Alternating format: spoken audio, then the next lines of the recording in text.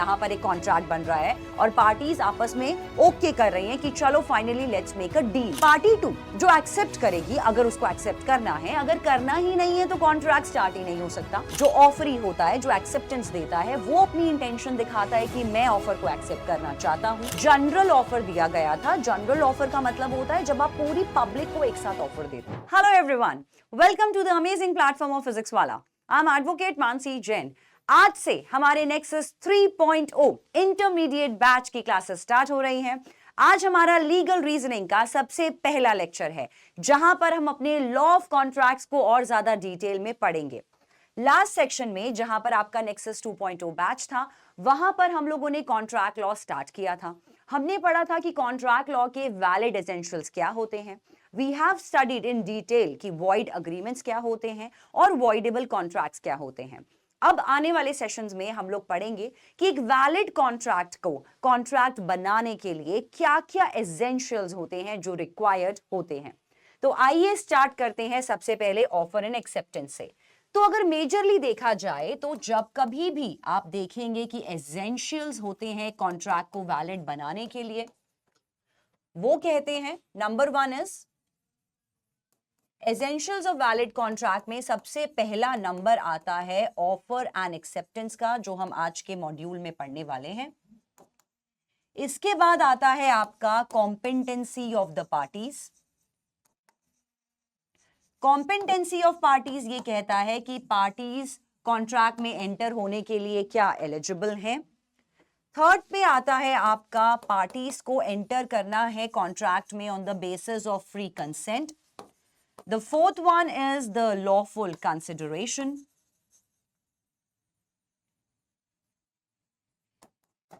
Next in line we have lawful object.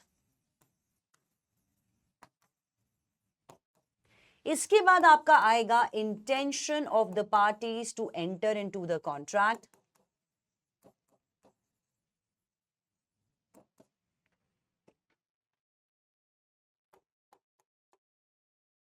Contract must not be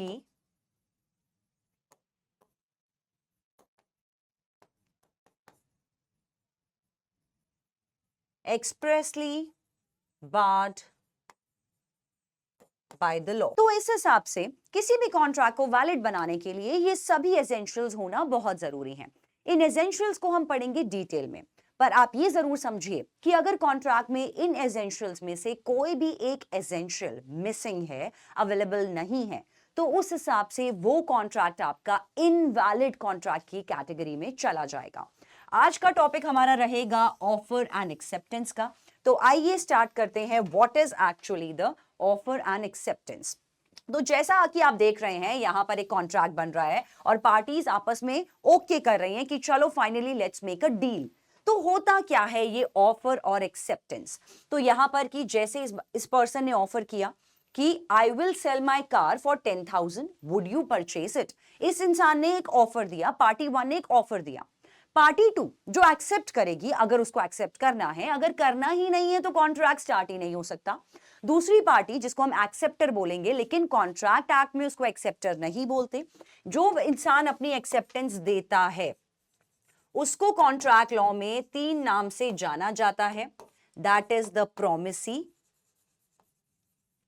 offeree, ये तीनों ही एक दूसरे के सिनोनिम है, एंड प्रपोजी।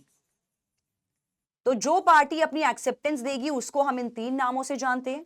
जो पार्टी ऑफर देती है उसको हम जानते हैं फिर 3 नामों से, that is the offeror, promisor और इवन द प्रपोजर। तो कॉन्ट्रैक्ट तब शुरू होता है जब कोई एक पार्टी स्टार्ट करती है, एक ऑफर देती है। अगर आज मैं मार्केट में जा रही हूं, मैं चाहती हूं कि एक क्लोथ मर्चेंट से मुझे फैब्रिक्स परचेज करने हैं, मुझे कपड़े खरीदने हैं, तो या शर्ट्स लेनी है, तो मैं बोलूंगी कि अच्छा यार, मैं आपसे शर्ट्स परचेज करना चाहती हूं इतने रेट में, इतनी डेट पर, मुझे इतनी क्वांटिटी ऑफ शर्ट्स चाहिए।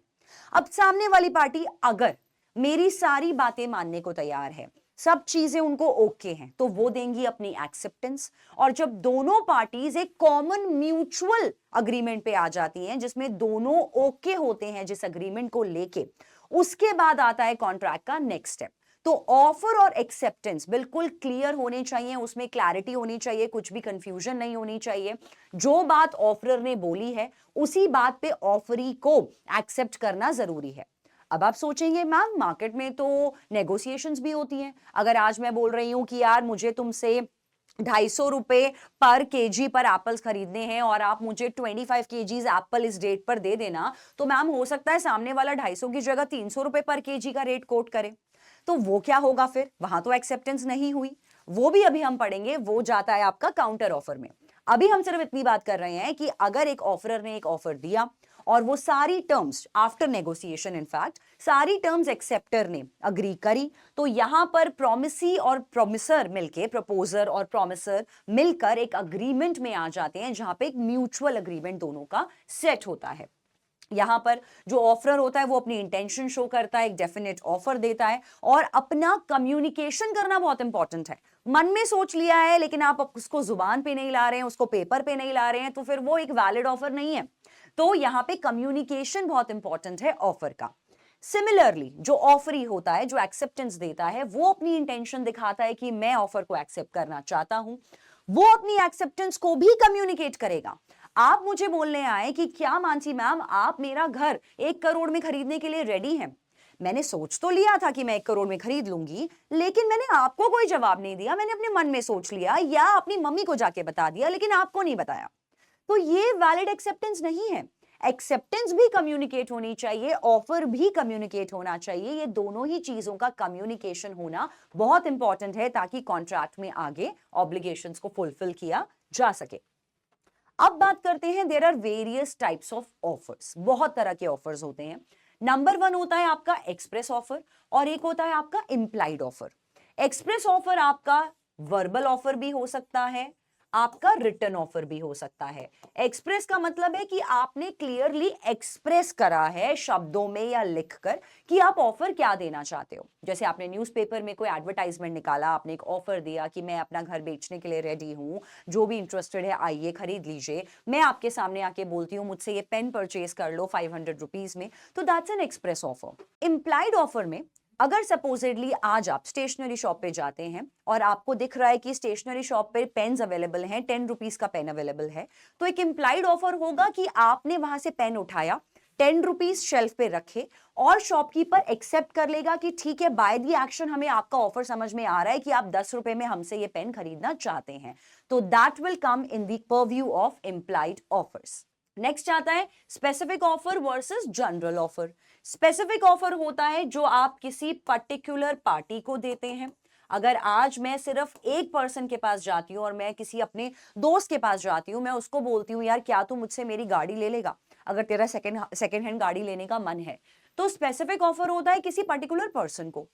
जनरल ऑफर होता है जो आप एक साथ बहुत ज्यादा वर्ल्ड को देते हो या आप बहुत ज्यादा लोगों को एक साथ देते हो, जो कि कार्बोलिक स्मोक बॉल केस में हुआ था। That's a landmark judgement of contract law.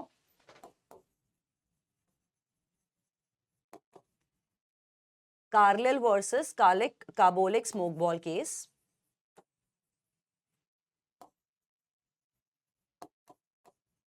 इसमें क्या था, इस केस में यहां पर जनरल ऑफर दिया गया था। जनरल ऑफर का मतलब होता है जब आप पूरी पब्लिक को एक साथ ऑफर देते हो।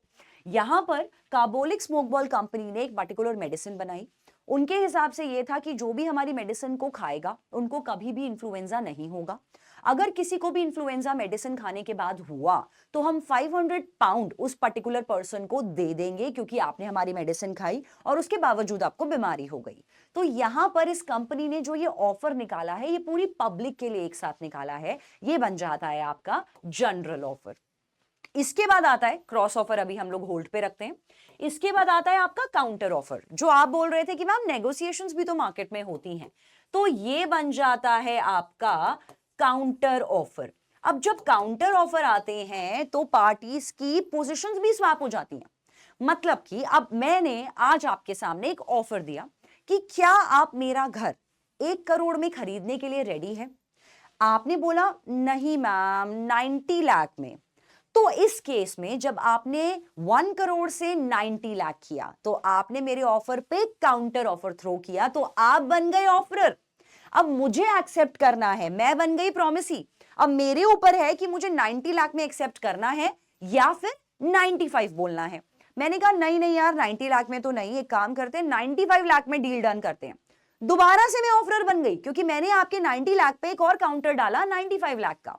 तो जैसे ही मैंने 95 लाख बोला, मैं दोबारा से ऑफर बन गई, अब आपको एक्सेप्ट करना है। तो यही होता है, जब तक काउंटर ऑफर पे काउंटर ऑफर आता रहता है तो जो पार्टी काउंटर ऑफर देती है वो बन जाती है इस केस में ऑफर, और जैसे ही आपके काउंटर ऑफर पर सामने वाली पार्टी अग्री करती है वो पार्टी बन जाती है आपकी प्रॉमिसी या फिर जिस पार्टी ने एक्सेप्टेंस दी है। स्टैंडिंग ऑफर क्या होता है? स्टैंडिंग ऑफर होता है कि जो इस ऑफर की एक वैलिडिटी होती है, एक लिमिट होती है, मतलब एक तरीके से अभी भी ऑफर वैलिड है, अभी भी स्टैंडिंग ऑफर है, अभी भी ऑफर एक्सपायर नहीं हुआ। हर ऑफर अपने साथ एक एक्सपायरी डेट लेके आता है, तो जिन ऑफर्स में अभी तक एक्सपायर नहीं हुए होते हैं उनको हम लोग स्टैंडिंग ऑफर की कैटेगरी में डालते हैं। इसके बाद इंपॉर्टेंट है एक और बात जानना कि डिफरेंस क्या होता है ऑफर में और इनविटेशन टू ऑफर में। इनविटेशन टू ऑफर में सबसे पहले ये इंपॉर्टेंट बात जरूर जानिएगा कि जो इंसान इनविटेशन टू ऑफर आपको दे रहा है,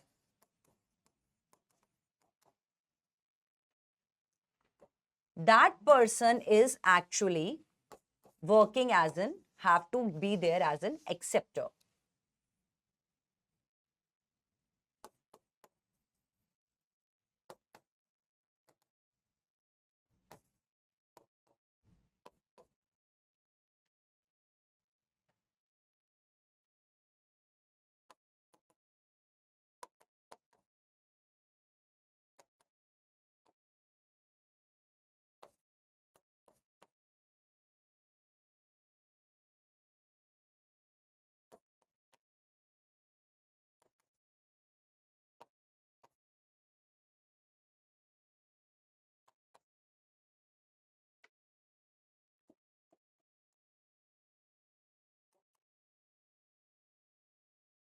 इनविटेशन टू ऑफर में इसके एग्जाम्पल्स लिखेंगे पहले तो।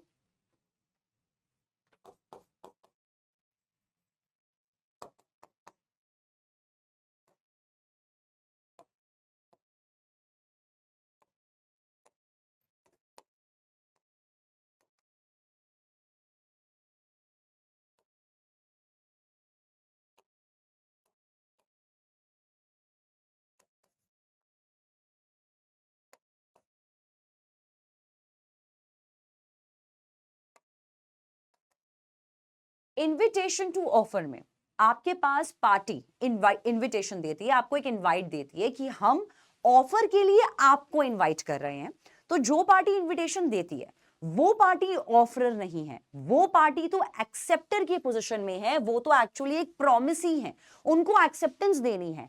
ऑफर अपना आप लेके जाते हैं। जैसे बहुत फेमस एग्जाम्पल है ऑक्शन का, या जितने भी गवर्नमेंट के टेंडर्स भी निकलते हैं वो भी इसके एग्जाम्पल में आते हैं। तो आज सपोजिटली मैंने अपना एक पर्टिकुलर पेंटिंग, जैसे वेलकम में नहीं होता वो घोड़े वाली पेंटिंग लगाता है ऑक्शन के लिए, लोग सामने से बिड करते हैं कि 200 करोड़ या 500 करोड़ या 600 करोड़। तो अगर आज मैंने ऑक्शन में अपनी कुछ कमोडिटी लगाई है, ऑक्शन में मैंने अपना कोई गुड्स लगाए हैं, आप एक ऑफरर हैं, आप अपने ऑफर देना स्टार्ट करते हैं कि आप इस पर्टिकुलर प्रॉपर्टी को कितने प्राइस में लेने के लिए रेडी हैं। मुझे अपने लेवल पर एक्सेप्टेंस देनी है कि अच्छा ठीक है, मुझे ये वाला प्राइस सही लग रहा है, मुझे 200 करोड़ का प्राइस सही लग रहा है, मैं इसको बेचने के लिए रेडी हूं। या मुझे वो 250 करोड़ वाले का प्राइस अच्छा लग रहा है, मैंने उसको एक्सेप्टेंस दे दी, मैंने कहा हाँ ठीक है मैं 250 करोड़ में इसको बेचने के लिए रेडी हूं। तो यहां पर ये पॉइंट आता है कि सपोजिटली मैंने ऑक्शन लगाया, क्वेश्चंस आपको ऐसे आएंगे क्लैट में, मैंने ऑक्शंस में गुड्स को लगाया, एक पर्सन ने, एक्स पर्सन ने मुझे ऑफर दिया कि मैं आपकी पर्टिकुलर पेंटिंग को 25,000 में खरीदने के लिए रेडी हूं। मैंने उसको पेंटिंग बेचने से मना कर दिया, तो क्या वो मुझे सू कर सकता है कि मैंने यहां पर कॉन्ट्रैक्ट को विशिएट किया है? यहां पर करेक्ट आंसर होगा नो, क्योंकि मैं एक्सेप्टर की पोजीशन में हूं, मैं प्रॉमिसी की पोजीशन में हूं, मैं मना कर सकती हूं कि मैं रेडी नहीं हूं आपको इस अमाउंट में पेंटिंग बेचने के लिए। सिमिलरली जितने भी गुड्स आपके डिस्प्ले पर होते हैं, आपके शोरूम्स में, मॉल्स में, कहीं पर भी, वहां पर एक तरीके से अगर सपोज आप इवन रेस्टोरेंट अगर आज जा रहे हैं तो ये इस केस में आप बोलते हैं कि ठीक है यार, मुझे तालुमीन सूप लाके दे दो, तालुमीन सूप का प्राइस लिखा है 500 रुपीज। तो आप ऑफर दे रहे होते हैं एक तरीके से रेस्टोरेंट ओनर को कि मैं आपसे 500 रुपए में तालुमीन सूप परचेज करने के लिए रेडी हूं, क्या आप मुझे बेचने के लिए रेडी हो? अब वो क्या बोलेंगे, हाँ जी हम लेके आते हैं, वेटर बोलता है हम लेके आते हैं। वो आपको मना भी कर सकते हैं कि तालुमीन सूप इस टाइम पे अवेलेबल नहीं है। तो वो एक्सेप्टेंस देने की पोजीशन में है, और ये इसीलिए बनाया गया है कि कल को यहां पर अगर, क्योंकि बाइंडिंग अग्रीमेंट जब बन जाता है, जब ऑफर एक्सेप्टेंस हो जाती है और दोनों पार्टी में से कोई भी पार्टी अगर अपनी बात से मुकर जाती है तो दूसरी पार्टी उसको कोर्ट में सू कर सकती है। इस वाली कैटेगरी को, डिस्प्ले वाले गुड्स को, आपके रेस्टोरेंट वाले गुड्स को, सेल वाले गुड्स को, इन सब चीजों को हमने इनविटेशन टू ऑफर की कैटेगरी में इंडियन कॉन्ट्रैक्ट एक्ट ने इसलिए डाला है क्योंकि इसके पीछे का क्या लॉजिक है कि सपोजिटली आप सूप पीने गए एक रेस्टोरेंट में, उन्होंने कहा जी सूप अवेलेबल नहीं है, तो कल को आप उनको सू ना करो। आप ये ना बोलो कि तुमने मुझे ऑफर दिया था कि तालुमीन सूप 500 रुपए में अवेलेबल है, मैं तुम्हें एक्सेप्टेंस दे रहा हूं कि हाँ 500 रुपए में तालुमीन सूप को पीने के लिए रेडी हूं, अब तुम मुझे मना कैसे कर सकते हो, मैं तो तुम्हें सू करूंगा।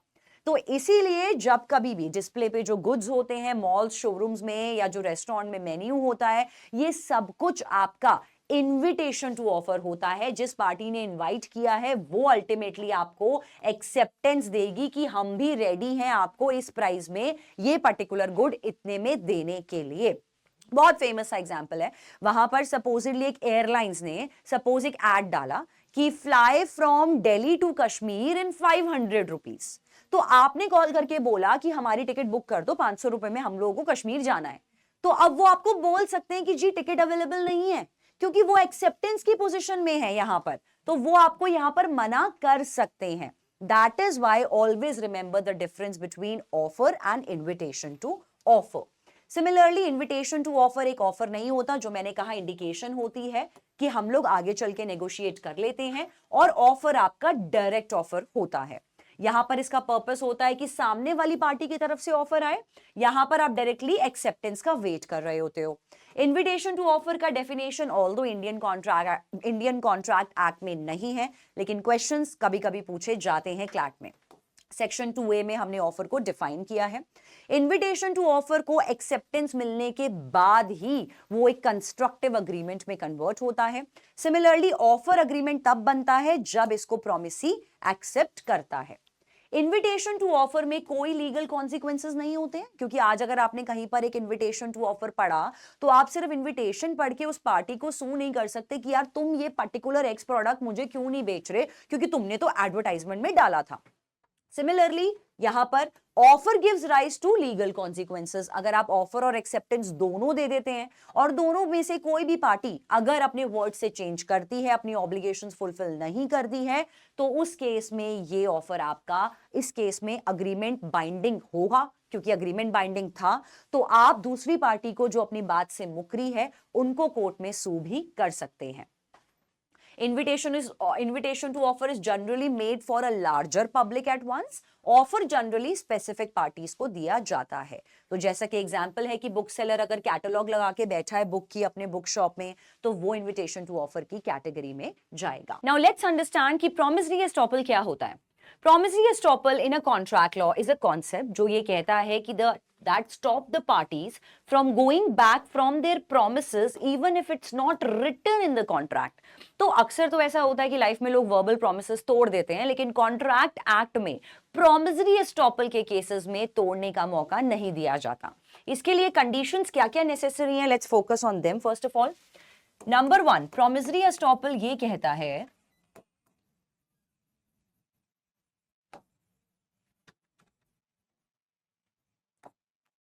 कि इस केसेस में जो आपके कॉन्ट्रैक्ट्स हुए थे वो थे आपके अनरिटन कॉन्ट्रैक्ट्स। अनरिटन कॉन्ट्रैक्ट्स बोल देते हैं, या फिर हम बोल सकते हैं कि यहां पे पार्टीज ने किए थे वर्बल प्रोमिसेस। जिस पार्टी ने ये वर्बल प्रोमिसेस किए थे that party was holding a position.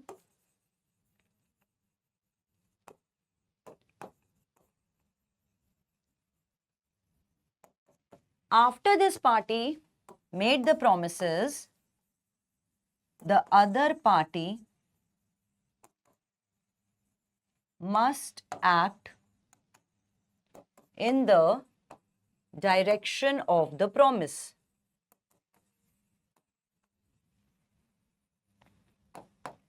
And इस केस में third, if first party retracts, damages are to be accrued. होता क्या है अब प्रॉमिसरी एस्टॉपल? तो प्रॉमिसरी एस्टॉपल एक तो अनरिटन फॉर्म ऑफ कॉन्ट्रैक्ट्स होता है, यहाँ पे वर्बल प्रोमिसेस होते हैं। तो ये वर्बल प्रोमिसेस वो पार्टी करती है जो एक ऑलरेडी एक डोमिनेंट पोजीशन में होती है या जो एक हाई पोजीशन में होती है। जैसे सपोज कि गवर्नमेंट ने अपनी पूरी जनता से नोटिफिकेशन के द्वारा, ब्रॉडकास्टिंग के द्वारा, न्यूज़पेपर एडवर्टाइजमेंट के द्वारा कोई वादा किया, कोई प्रॉमिस किया, और जब उन्होंने ये प्रॉमिस किया, उनके प्रॉमिस के हिसाब से जो बाकी के लोग थे उन्होंने प्रॉमिस की डायरेक्शन में एक्ट करना शुरू किया, मतलब अपना काम करना शुरू किया, क्योंकि वो वादे पे ट्रस्ट कर रहे थे, वो आपके प्रॉमिस पे ट्रस्ट कर रहे थे। अब उसके बाद क्या होगा? जब फर्स्ट पार्टी क्या करेगी? अब अपने वादा खिलाफी करेगी, अपने प्रॉमिस से मुकर जाएगी। तो अगर ये अपने प्रॉमिस से मुकरेंगे तो जो सेकंड पार्टी थी जिन्होंने एक्शन करना शुरू किया उनको किसी ना किसी फॉर्म में लॉस होगा। तो प्रॉमिसरी एस्टॉपल ये बोलता है कि you are stopped from changing your promise, from changing your words. तो जो फर्स्ट पार्टी है जिसने अल्टीमेटली वादा किया था, कॉन्ट्रैक्ट एक्ट ये कहती है कि उनको यहां पर अपना प्रॉमिस ब्रेक नहीं करना है, और अगर वो अपना प्रॉमिस ब्रेक करते हैं और इससे कोई भी नुकसान होता है इस वाली पार्टी को, तो इनको डैमेजेस पे करना बहुत जरूरी है। Let's understand with the way of an example. तो सपोजिटली ये मान के चलते हैं कि गवर्नमेंट चाहती थी कि कोई एक आउटस्कर्ट्स एरिया है, गवर्नमेंट ये चाहती थी कि वहां पे ज्यादा से ज्यादा आबादी बढ़े, ज्यादा से ज्यादा बिल्डर्स वहां पे अपने बिल्डिंग्स बनाएं, फ्लैट्स बनाएं। तो जब भी बिल्डर्स घर बनाते हैं तो उनको एक पर्टिकुलर टैक्स पे करना पड़ता है सरकार को। तो मान के चलते हैं एक सपोज की सरकार ने क्या बोला है कि यार अगर आप 2000 से लेकर 2005 के 5 साल के पीरियड में अगर आप घर बनाते हैं तो हम आपका टैक्स माफ कर देंगे। ये बात सरकार ने नोटिफिकेशन में डाल दी बिल्डर्स के लिए। तो बिल्डर्स को लगा यार अच्छी बात है, इस टाइम पे अगर हम वहां पे जाके फ्लैट बनाएंगे तो फ्लैट तो हमारे बाद में बिक जाएंगे, मुनाफा हमको होगा ही होगा, लेकिन हमें सरकार को यहाँ पे टैक्स नहीं देना पड़ेगा 5 साल के लिए, तो हमें थोड़ा सा एक कॉस्ट इफेक्टिव हो जाएगा। ठीक है, बिल्डर्स ने आगे कंस्ट्रक्शन शुरू कर दी, उन्होंने बिल्डिंग्स बनाना स्टार्ट कर दिया, पार्क्स बनाना स्टार्ट कर दिया, इंफ्रास्ट्रक्चर डेवलप करना शुरू कर दिया, डेवलपमेंट उन्होंने जोरों शोरों से शुरू कर दी। एकदम से सन 2003 में मान के चलते हैं गवर्नमेंट ने एक नया नोटिफिकेशन निकाला। इस नए नोटिफिकेशन में उन्होंने कहा कि अब से हम आपसे 5% टैक्स लिया करेंगे बिल्डर से जो भी उस एरिया में घर बनाएंगे। तो अब बिल्डर्स क्या बोलेंगे, यार हमें तो आपने प्रॉमिस किया था, आपके प्रॉमिस की डायरेक्शन में हमने काम करना शुरू कर दिया, अगर अब आप बीच में नया नोटिफिकेशन निकालोगे तो हमको तो बहुत ज्यादा नुकसान हो जाएगा। तो इस केस में ये बन जाता है आपका प्रॉमिसरी एस्टॉपल। तो ये मैटर जब कोर्ट में गया तो कोर्ट ने बोला कि यहां पर the government should adhere from the second notification, मतलब अगर उन्होंने 2005 तक का प्रॉमिस किया है तो 2005 तक वो ये पर्टिकुलर टैक्स नहीं ले सकते, 2005 के बाद आपको ये टैक्स लिवाई करना है, दैट्स गुड टू गो। तो that is all about your promissory estoppel. Next समझते हैं, लेट देयर बी एक्सेप्टेंस। ये बहुत इंपॉर्टेंट टॉपिक है, that is called communication of acceptance. तो जैसे कि रिलेशनशिप्स में भी बोलते हैं कम्युनिकेशन इज द की, जो अंदर मन में है वो शेयर करो, सामने वाले को सपने नहीं आ रहे कि आप क्या चाह रहे हो या आप क्या सोच रहे हो। ठीक है, भगवान ने उसको अभी तक ये वाला हम लोग को वरदान नहीं दिया कि हम ये समझ जाएं, ये जान जाए कि सामने वाला क्या सोच रहा है। तो for all the communication, for all the relationships communication is the key, and so is for contract law. Contract law ये कहता है कि अगर तुम ऑफर देना चाहते हो तो कम्युनिकेट करो ना यार, सामने वाले को क्या पता कि तुम्हारे मन में क्या ऑफर है। तो या तो आप कम्युनिकेशन ऑफ ऑफर कैसे करते हैं, ऑलरेडी हमने डिस्कस किया है। Communication of the offer can be done by 2 mode, या तो इंसान आपको वर्बली अपना ऑफर देगा या फिर वो रिटन फॉर्मेट में आपको अपना ऑफर देगा, लेकिन उसने अपना ऑफर आपको दे दिया। अब बात करते हैं एक्सेप्टेंस की। Communication of acceptance is also important. आपके सामने ऑफर आया, जैसे मैंने एग्जाम्पल दिया, मैंने आपको ऑफर दिया कि यार तुम पर्टिकुलर एक काम करो, 10,000 में क्या तुम मेरी गाड़ी परचेज करने के लिए तैयार हो? आपके मन में था कि आपको मेरी गाड़ी परचेज करनी है, लेकिन आपने मुझसे कुछ नहीं कहा इस बारे में। सोच के बैठ गए यार मानसी को ना मैं 2 दिन बाद मिलूंगा, उसके बाद हाँ बोल दूंगा। तब तक तो मानसी बैठी है, किसी और को गाड़ी क्यों बेचेगी? ऐसा नहीं चलता, मार्केट में ऐसा नहीं चलता। अगर आपको किसी भी ऑफर की एक्सेप्टेंस देनी है तो आपको भी वर्बली बताना पड़ेगा या रिटन फॉर्मेट में बताना पड़ेगा। तो communication of N acceptance is highly important. ये आप कैसे कैसे कर सकते हो? नंबर 1, ये भी आप वर्बली कर सकते हो। वर्बली करने के अलावा मोड प्रिस्क्राइब्ड इन ऑफर, ये बहुत इंपॉर्टेंट पॉइंट है, इसके चक्कर में बहुत सारे कॉन्ट्रैक्ट कैंसिल हो जाते हैं। मोड प्रिस्क्राइब्ड इन ऑफर, ये बहुत ज्यादा इंपॉर्टेंट है कि supposedly mode prescribed in offer का मतलब है मैंने आज आपको लेटर फॉर्मेट में एक ऑफर भेजा। मैंने कहा कि अगर आप मेरा घर खरीदने के लिए तैयार हो 1 करोड़ रुपए में, तो मुझे लेटर लिख के अपनी हाँ भेज दो। आपने सोचा मानसी तो मेरी बेस्ट फ्रेंड है यार, क्या मैं लेटर लिख के यार इतना फॉर्मेलिटी करूंगा, मैं व्हाट्सएप डाल देता हूं मानसी को। आपने मुझे व्हाट्सएप डाल दिया, हाँ मानसी यार मैं तेरा घर खरीदने के लिए रेडी हूं। तो इस केस में अगर मैं घर किसी और को बेच देती हूं तो आप ये नहीं बोल सकते कि बाबा ऑफर एक्सेप्टेंस हो गया था तो ये बाइंडिंग कॉन्ट्रैक्ट हो गया था, क्योंकि मैंने बोला था कि मुझे लेटर के जरिए हाँ चाहिए। तो अगर ऑफर के अंदर लिखा है, अगर ऑफर में लिखा है, अगर नहीं लिखा तो आप कैसे भी हाँ कर दो, कोई दिक्कत नहीं है। चाहे व्हाट्सएप पे कर दो, मेल पे कर दो, कॉल पे कर दो, मेरे सामने आके कर दो, मेरे सर्वेंट को बता दो, कैसे भी कर दो। लेकिन अगर ऑफर में मेथड लिखा है कि किस तरह से मुझे एक्सेप्टेंस चाहिए, अगर ऑफरर ने ये बात लिख दी, प्रॉमिसर प्रपोजर ने ये बात लिख दी कि मुझे इस तरह से तेरी एक्सेप्टेंस चाहिए, तो उसी तरह से उसी मोड में आप अपनी एक्सेप्टेंस दोगे। ये बहुत इंपॉर्टेंट है। तो दे दी आपने एक्सेप्टेंस, ठीक है, हो गया फाइनली एक्सेप्टेंस का आपने बता दिया। एक्सेप्टेंस बाय पोस्ट में दिक्कत आती है और अक्सर क्लैट में ऐसे क्वेश्चंस पूछे जाते हैं कि एक्सेप्टेंस कैसे होगी बाय टेलीकम्युनिकेशन। इसको बोलते हैं acceptance bye postal mode of communication.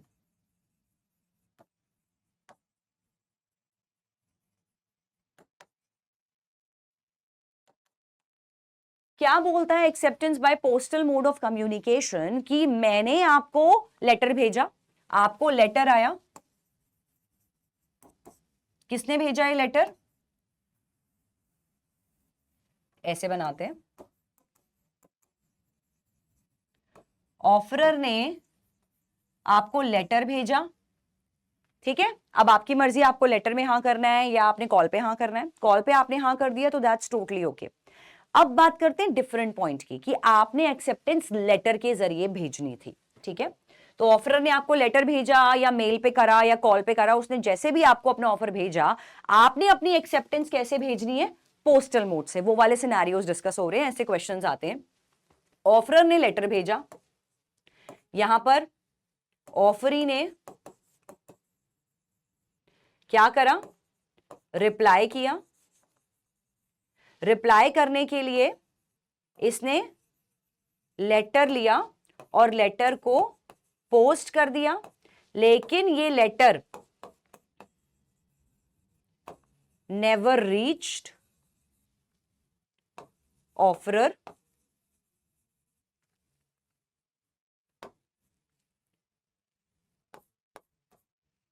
और वॉज इन ट्रांजिट। ट्रांजिट का मतलब है अभी ऑन द वे, लेटर नहीं पहुंचा। तो एक बेसिक चीज होती है कॉन्ट्रैक्ट लॉ में कि अगर ऑफर, मतलब यहां से ऑफर गया, सामने सारी बात कम्युनिकेट हो गई, एक्सेप्टेंस दी, सारी बात कम्युनिकेट हो गई, दोनों पार्टी के बीच में सारी बातें हो चुकी हैं, तो ये एक बाइंडिंग कॉन्ट्रैक्ट बन जाता है। अब दोनों में से कोई भी पार्टी अगर अपनी बात से मुकरती है, क्लैट आपको एक क्वेश्चन पूछेगा कि सपोज आज मैंने आपको ऑफर दिया, आपने उसको एक्सेप्ट कर लिया और 2 दिन बाद आप मुकर गए एक्सेप्टेंस से, आपने कहा जाओ मैं आपका घर नहीं खरीदती, या 2 दिन बाद मैं मुकर गई कि जाओ मैं आपको अपना घर नहीं बेचती। तो क्या इस केस में क्या मैं आपको सू कर सकती हूं अगर आप मुकरे, या आप मुझे सू कर सकते हो अगर मैं अपनी बात से बिफर गई? तो यस, सू कर सकते हैं, क्योंकि बाइंडिंग कॉन्ट्रैक्ट बन गया है, दोनों पार्टीज की बात कम्युनिकेट हो गई है, दोनों बिल्कुल क्लियर टर्म्स पे पहुंच चुके हैं। दिक्कत आती है लेटर फॉर्मेट में। तो लेटर फॉर्मेट ये बोलता है कि जिस डेट पर, ध्यान रखें, जिस डेट पर letter of acceptance is posted, उस दिन से हम बोलते हैं कि एक्सेप्टेंस कंप्लीट हो गई है। अब आप सोचोगे कि मैम अभी तो आप बोल रहे हो बात पहुंचनी चाहिए, अभी तो सिर्फ लेटर पोस्ट किया है, क्या पता लेटर अभी ट्रांजिट में हो, रास्ते में हो, पोस्ट ऑफिस में पड़ा हो, पोस्टमैन के थैले में पड़ा हो, क्या पता लेटर कभी पहुंचा ही ना हो। तो इस केस में क्या एक्सेप्टेंस मानी जाएगी? पोस्टल मोड में मानी जाती है, क्योंकि कॉन्ट्रैक्ट एक्ट बहुत पहले बनी थी, उस टाइम पे लोग पोस्टल मेथड्स ही अप्लाई करते थे। तो एक्सेप्टेंस का ये वाला फंडा है, थोड़ा सा लूप होल ये कॉन्ट्रैक्ट एक्ट में, लेकिन ये माना जाता है कि अगर आपने एक्सेप्टेंस अपनी डाली, जिस तारीख पर, जिस डेट पर आपने अपना लेटर ऑफ एक्सेप्टेंस की, हाँ मैं आपका घर खरीदने रेडी हूं, हाँ मैं आपसे शर्ट्स खरीदने रेडी हूं, हाँ मुझे आपका ऑफर मंजूर है और इतनी इतनी शर्तें मैं सब मानने रेडी हूं, मैंने सब बातें लिख के लेटर डाल दिया, पोस्ट कर दिया, मैंने लेटर पोस्ट कर दिया 5 जून को, और सपोजिडली 6 जून को आपने मना कर दिया कि मानसी जाओ, मुझे आपके साथ डीलिंग नहीं करनी है, मुझे आपको घर नहीं बेचना, या व्हाटएवर जो भी आपका ऑफर था, आप अपने ऑफर से बैकआउट करना चाहते हो। तो क्वेश्चन आएगा कि क्या मैं, जिसने एक्सेप्टेंस का लेटर डाल दिया था, मैं आपको सू कर सकती हूं? करेक्ट आंसर होगा हाँ, आप कर सकते हो सू, क्योंकि हम ये बोलते हैं कि एक्सेप्टर के पास जिस डेट से वो लेटर डालता है, उस डेट से उसके पास ब्रह्मास्त्र आ जाता है कि जैसे ही ऑफर अपनी बात से चेंज होगा, मैं उसको सू कर दूंगा, क्योंकि मैं लेटर ऑफ एक्सेप्टेंस पोस्ट कर चुका हूं, चाहे बशर्ते वो लेटर पहुंचा ही नहीं अभी तक ऑफरर के पास। तो ये चीज का खास ध्यान रखेंगे इस केस में। ऐसे क्वेश्चंस क्लैट में आते हैं, रियल लाइफ में सिनेरियोज और फंडास चेंज हो चुके हैं, लेकिन लेटर आपको यहां पर पैसेज जब भी आएगा कॉन्ट्रैक्ट एक्ट का और पोस्टल कम्युनिकेशन में आएगा, तो इस बात का खास ध्यान रखें in the method of postal communication acceptance जब दी जाती है। अब आप पूछोगे मैम अगर ऐसे ऑफर में हो जाए तो, कि मैंने ऑफर का लेटर लिखा कि क्या आप मुझसे ये चीजें इतने इतने प्राइस पे खरीदने रेडी हो, और मैंने ऑफर का लेटर डाल दिया और वो ऑफर का लेटर अभी तक आप तक पहुंचा भी नहीं, तो क्या इस केस में ऑफर भी कंप्लीट माना जाता है? नहीं, वो ऑफर कंप्लीट ही नहीं माना जाएगा, क्योंकि वो लेटर अभी तक आपका पहुंचा ही नहीं है। तो किसी भी तक इंसान तक जब आपका लेटर पहुंचा ही नहीं, तो किसी को क्या पता कि आप क्या ऑफर लेके घूम रहे हो मार्केट में। तो ये ऑफर के केस में नहीं होता, सिर्फ और सिर्फ ये एक्सेप्टेंस के केस में ही होगा। नेक्स्ट बात करते हैं रेवोकेशन की। तो चलो ठीक है, हमने ऑफर एक बार दे दिया, कभी कभी माइंड भी चेंज होता है, इंसान सोचता है कि नहीं यार रहने देता हूं, अभी घर नहीं बेचता, अभी गाड़ी नहीं बेचता। तो अगर आप ऑफर ऑलरेडी दे चुके हैं, अगर आपकी बात आगे दूसरे इंसान तक पहुंच चुकी है, आपका ऑफर पहुंच चुका है, तो रेवोकेशन मतलब कैंसिल करना वो पॉसिबल है ही नहीं। तो कब कब रेवोकेशन पॉसिबल है? कुछ तो चांस होता होगा, कोई तो स्कोप होता होगा कैंसिल करने का अपने ऑफर को। कैसे कर सकते हो? By notice of revocation. या तो आप क्लियरली यहां पर नोटिस भेज दो अपने रेवोकेशन का उसको, मतलब आपके ऑफर से पहले आपका कैंसिलेशन पहुंच जाना चाहिए। मतलब सपोज आपने ऑफर का लेटर भेजा और आपको बाद में मन आया कि नहीं यार आपको ये ऑफर नहीं देना, तो आप कॉल पर फास्टर मोड ऑफ कम्युनिकेशन अपनाओ और अगले को नोटिफाई कर दो कि मुझे कैंसिल करना है। नेक्स्ट आता है बाय लैप्स ऑफ टाइम।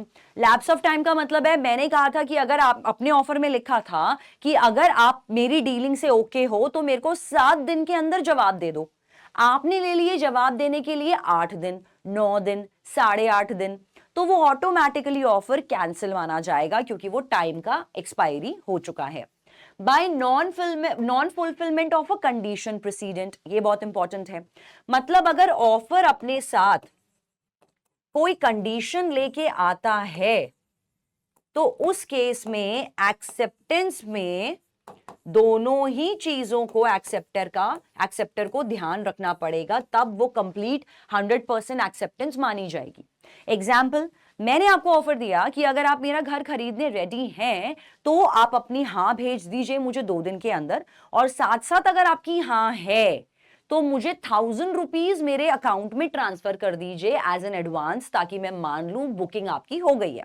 आपने मुझे हाँ तो भेज दिया, लेकिन 1000 रुपए आपने मुझे नहीं दिए। आपने सोचा यार कोई नहीं, मैं मानसी को मिलके दे दूंगा, मैं बाद में यूपीआई कर दूंगा।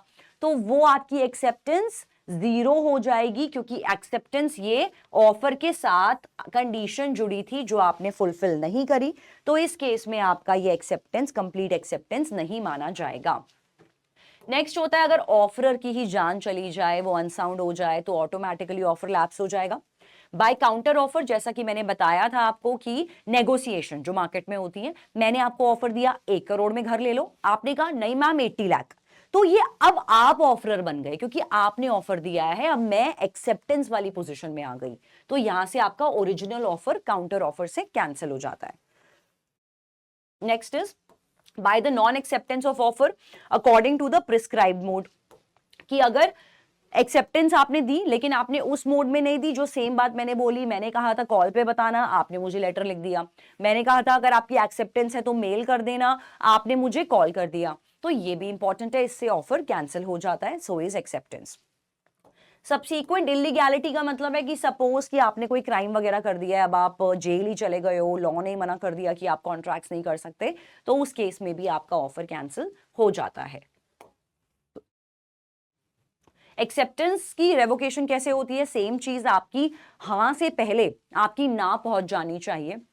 तो अगर आज मैंने सोचा कि मैंने आपको ऑफर एक्सेप्ट कर लिया और मैंने उसको एक्सेप्ट करने के लिए आपको लेटर भेजा, तो अब मुझे कैंसिल करने का मन कर रहा है, तो मुझे फास्टर मोड अपनाना पड़ेगा कि मैं आपको कॉल करके मना कर दूं कि जो मेरी एक्सेप्टेंस आ रही है वो माननीय नहीं है, क्योंकि मैं कॉल पे आपको मना कर रही हूं। ये चीजें एक्सेप्टेंस और ऑफर अगर आपने फेस टू फेस दोनों ने बातें कर ली हैं, दोनों सब चीजें डिसाइड हो गई हैं, तो रेवोकेशन पॉसिबल नहीं है, क्योंकि कहे हुए शब्द हम वापस नहीं ले सकते। जनरली ये रेवोकेशन तभी पॉसिबल होता है, ऐसे कैंसिल करना बाय नोटिफिकेशन, जब आपने पोस्टल मेथड्स या मेल मेथड्स अपनाए हों।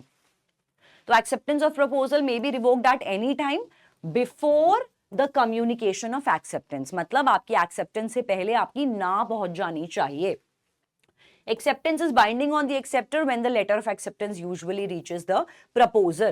तो जैसे ही आपका लेटर पहुंच जाएगा प्रपोजर पर, तो आप एज एन एक्सेप्टर बाउंड हो जाओगे अपनी बात को फुलफिल करने के लिए।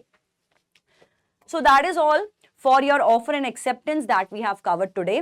इसके अलावा बचते हैं हमारे पास थोड़े से और वैलिड एसेंशियल्स जो हमने डिस्कस करे थे, वो हम लोग डिस्कस करेंगे अपने सेकेंड मॉड्यूल में। तब तक के लिए आज के लेक्चर से रिलेटेड डीपीपीस को सॉल्व करना बिल्कुल नहीं भूलना है, क्योंकि जैसा मैं हमेशा बताती हूं, उससे आपका एक तो टॉपिक स्ट्रॉन्ग बन जाएगा, साथ के साथ आपको एक हम एडिशनल फीचर दे रहे हैं। हम सभी बच्चों को जो रेगुलरली डीपीपीस को सॉल्व करते हैं, सेक्शनल टेस्ट और बाकी चीजें सॉल्व कर रहे हैं और सारे लेक्चर्स को रेगुलरली व्यू कर रहे हैं, उनके लिए स्पेशल मेंटोरशिप सेशंस आ रहे हैं बाय आवर क्लैट एक्सपर्ट्स, जहां पर हम टॉप स्टूडेंट्स का सिलेक्शन करेंगे और आपको प्रॉपरली अच्छे से गाइड किया जाएगा आपके एग्जाम लेवल प्रिपरेशन के लिए। So keep on studying harder. Take care everyone, bye bye.